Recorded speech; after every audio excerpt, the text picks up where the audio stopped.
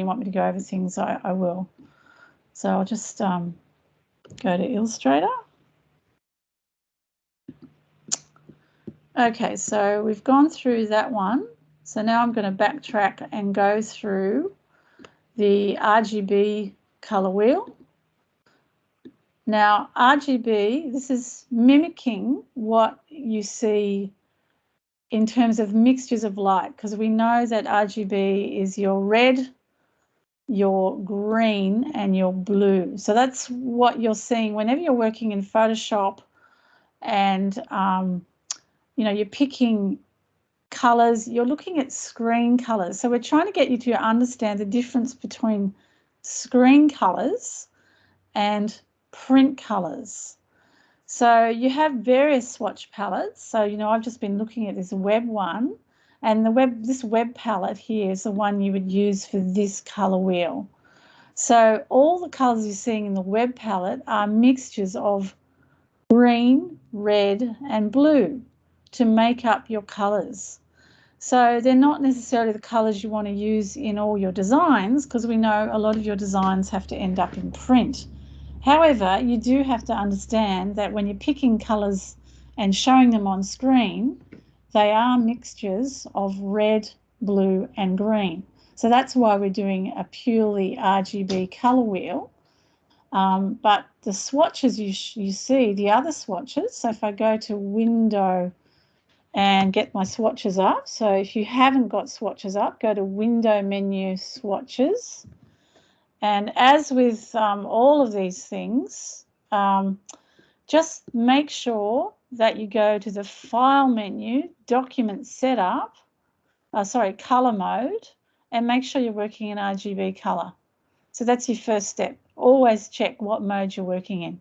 And as I said previously, generally you work in RGB and then convert the whole file to CMYK for printing.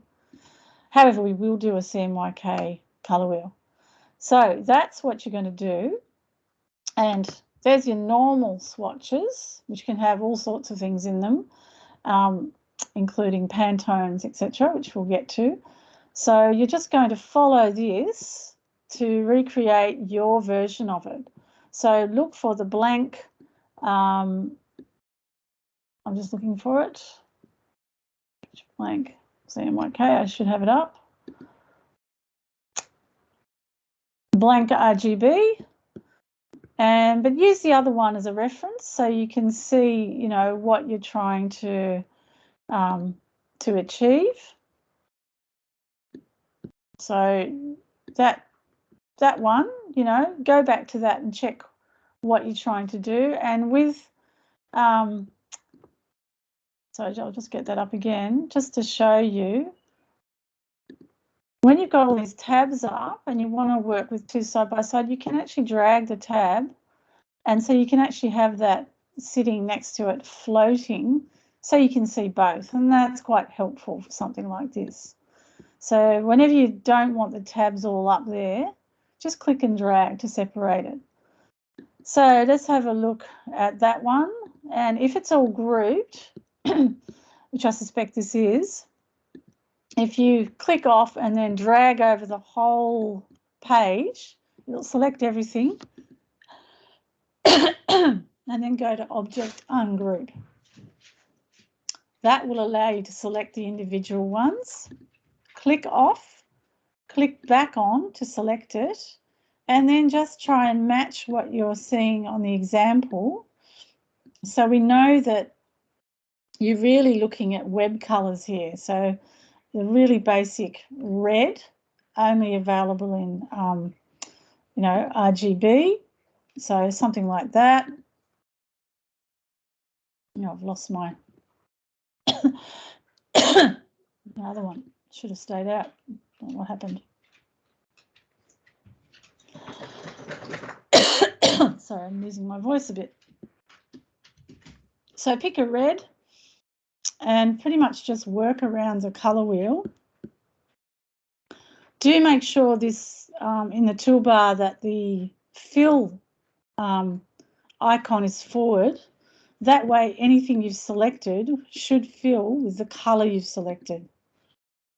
So like that. Okay, and compare to the example to see how you're going with your selections. Sorry, I don't know, I've closed it. So have a look at that red. Maybe the one next to it if you prefer. It's a bit brighter. And so on. So just go through, and with this one you would want to put your red, blue and green in first because they're your RGB primaries. So pick a bright blue for here, sorry, for this one.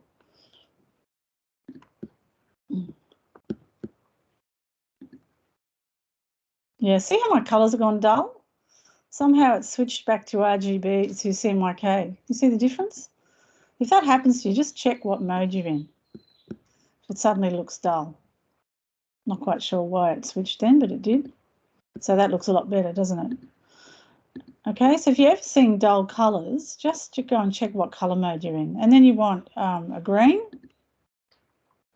And then again, you want the steps in between. So the mixtures of red and blue, it's going to look quite different to when you're working with either Pantone colours or just your normal colour swatches, that you have a basic colour swatch. So with that colour swatches, that's just like a basic set. And these colours, although they'll give you the CMYK values, if you're in RGB mode, they'll still be displayed in RGB mode. So just go around the circle and, use the examples to do your best version of it. Sorry, I just open it again. I don't know why it keeps closing. And again, your halfway point to get a secondary is to mix red and blue to get that violet. So you're looking for a violet, so a mixture of red and blue. And then do the same thing. To get the step in between, you're looking for a red violet. So a violet with more red in it.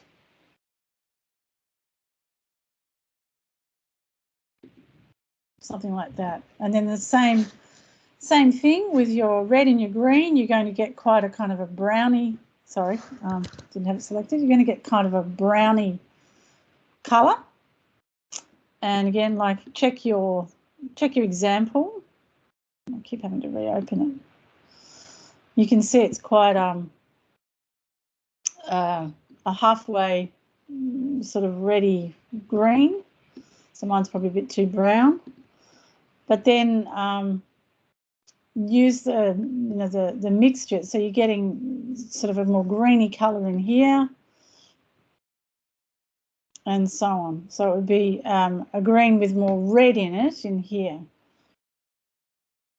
So we've got greens down here. We look at them and we go for ones that are kind of looking like they've had a bit of red added to them. So it might be something more, no, it's got blue added to it. So it's probably over here. So something more like that. Not probably got that. That's not got red in it. So it's probably going to be a bit more chocolatey looking. More like that. And this one should be definitely looking redder.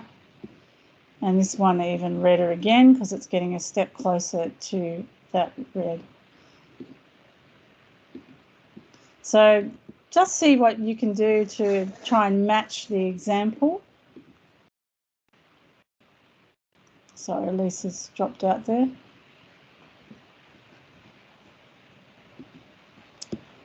Yeah, so just have a... Jenny, so sorry, my laptop died. I didn't have it plugged in time. Sorry about that. That's all right. Well, I'm recording, so I'll stop and then I'll do the next one. That way you'll have a separate movie for each colour wheel. But I think you get the idea. Thank you.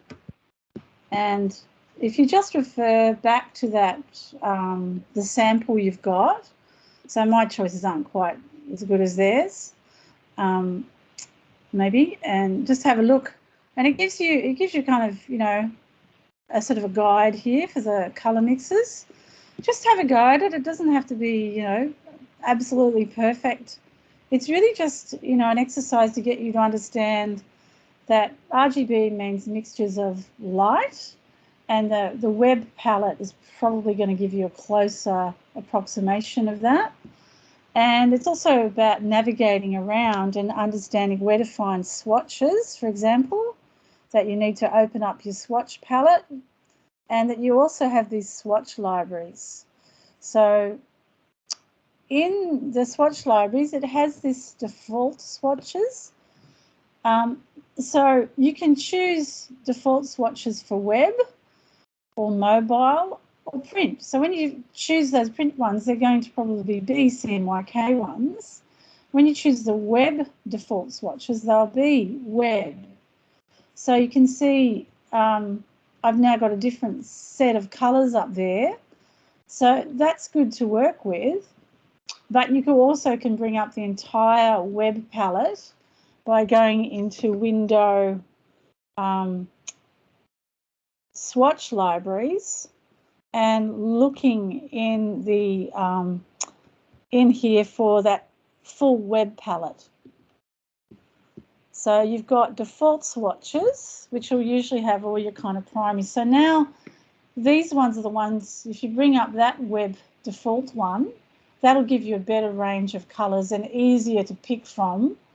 However, some of those kind of tertiary ones, you probably want to go down into the actual web palette. So just recapping, you've got your default swatches that you bring up to work with particular kinds of colours.